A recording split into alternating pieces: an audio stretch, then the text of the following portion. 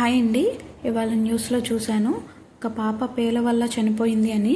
పేలు కూడా ప్రాణం తీస్తాయా అని నాకు అనిపించింది మొదటిసారిగా. కానీ మన పూర్వకాలంలో మన బామ్మలు నానమ్మలు చేసిన చిట్కాలు చాలా మంచివండి. కానీ ఇప్పుడు ఎవరం పాటించట్లేదు, అంతా ఫ్యాషన్ లైఫ్లో వెళ్ళిపోతున్నాము.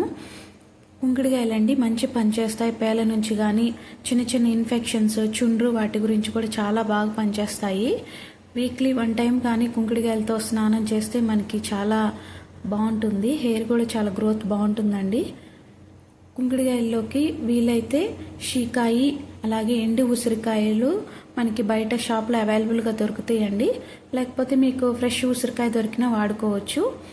మందార పూలు, మందార ఆకులు, అలాగే కలబంద, ఇది కూడా బాగా పనిచేస్తుందండి.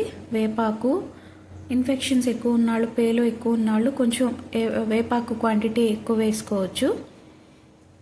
కలబంద కూడా చాలా మంచిగా పనిచేస్తుందండి. చిన్న చిన్న ఇన్ఫెక్షన్స్ని అది కూడా మనకి నయం చేస్తుంది.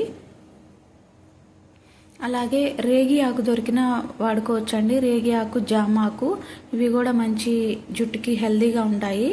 మనం వీక్లీ 1 టైం ఖచ్చితంగా ఇలా కుంకుడుకాయలు పెట్టి తలస్నానం చేస్తే పేల నుంచి, అలాగే చుండ్రు లాంటి చిన్న చిన్న ఇన్ఫెక్షన్స్ నుంచి మన జుట్టుని కాపాడుకోవచ్చు.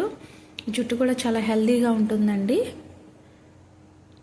వీటిని కొంచెం వాటర్ వేసి మనకి ఒక 5 మినిట్స్ ఉడికించినట్లయితే ఇలా వస్తుందండి. ఇంకా హెడ్ బాత్ చేయొచ్చు. నచ్చితే నా ఛానల్ని లైక్ చేసి సబ్స్క్రైబ్ చేయండి.